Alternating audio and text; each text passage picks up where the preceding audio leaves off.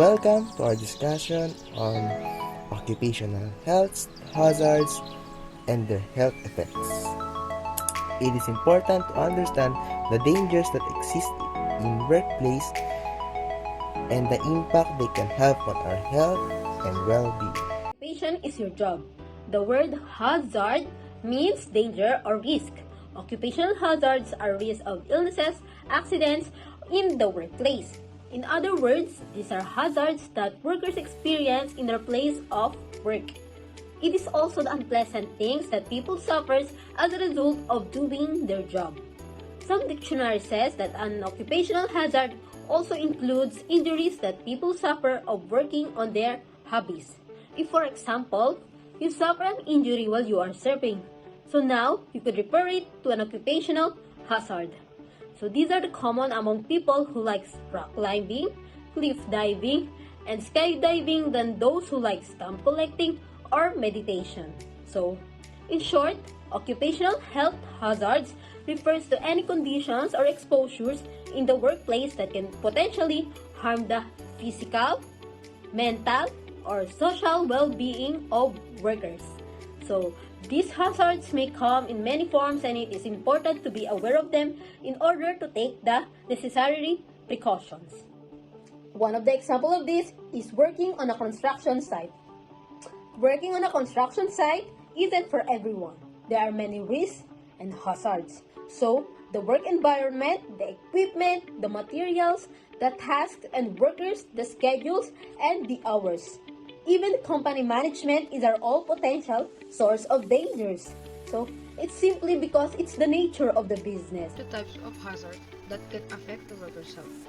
First is biological hazard, associated with working with animals, people, or infectious plant materials.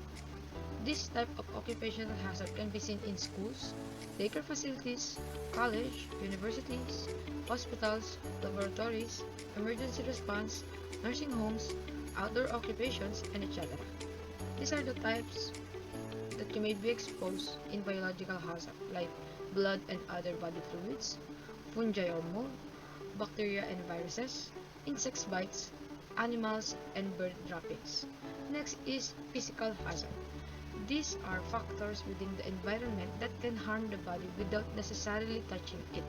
This includes the radiation, including ionizing and non-ionizing, high exposure to sunlight and ultraviolet rays, temperature extremes, hot and cold, and constant loud noise. Next is ergonomic hazards. This occurs when the type of work, body positions, and working condition put a strain on your body. They are the hardest to spot since you don't always immediately notice the strain on your body or the harm that this hazard poses. Short-term exposure may result in sore muscles, but long-term exposure can result in serious long-term illnesses. Ergonomic hazards include improperly adjust workstations and chairs, frequently lifting, poor, poor posture, awkward movements, especially if they are repetitive, repeating the same movements over and over, having to use too much force, especially if you have to do it frequently, and vibrations. Next is chemical hazards. These are present when a worker is exposed to any chemical preparation in the workplace, in any form, like solid, liquid, or gas. Some are safer than others, but some workers who are more sensitive to chemicals, even common solution can cause illness, skin irritation, or breathing problems. We should be aware of liquids like cleaning products or paints, acids, solvents, especially if chemicals are in unlabeled containers. Next is vapors and fumes, can come from welding or exposure to solvents. Next is gases like acetylene, propane, carbon monoxide, and helium. Next is flammable materials like gasoline, solvents, and explosive chemicals. And lastly, pesticides. You should know that these hazards are important to know by the workers because reducing the risk of accident or injury by identifying and mitigating hazard can lead to improved efficiency and productivity. And this can also improve employee relations and morale. They say a safer work environment is a less stressful work environment. And avoiding hazard is an effective way to control workers' protection from workplace hazard. This helps to avoid injury, illness, and accident. This can also minimize or eliminate safety and health risks and help employers provide workers with safe and healthful working conditions. One of the most common occupational health hazards is exposure to chemicals. This can occur in a variety of industries including manufacturing, construction, and agriculture. Chemicals used in these industries can be harmful if not handled properly and can lead to serious health problems if inhaled or ingested. Exposure to chemical commonly used in workplace can lead to a variety of short and long-term health effects such as poisoning, skin rashes, disorder in lungs, kidney, and liver. A friendly reminder that don't forget to wear your proper personal protective equipment to avoid direct contact to chemical in your workplace. Chemical can cause a range of health effects, including skin and eye irritation, respiratory problems, and cancer. These effects can be long-term and have a significant impact on a worker's quality of life. Employers must take a necessary step to prevent a chemical exposure and protect the health of their workers. PPE provided properly. Follow safe work instructions and procedures given by your supervisor. Know where to find the information of those chemicals you are working with, as well as the risks and the ways to protect yourself. Another common occupational health hazard is exposure to noise.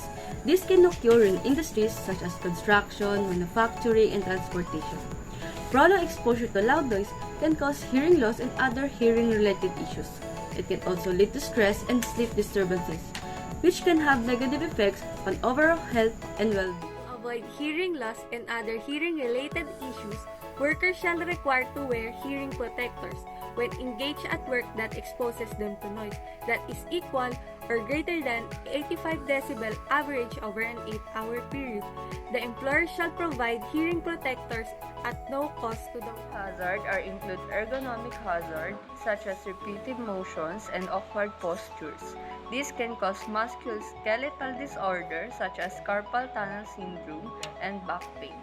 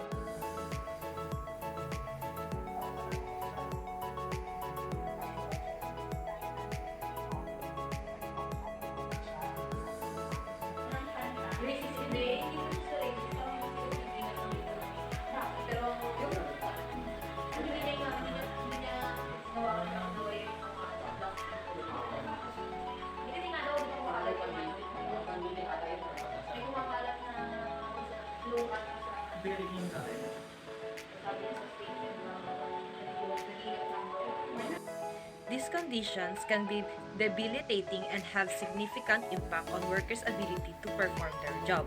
Employers must take steps to prevent these hazards and provide the necessary equipment and training to protect their workers.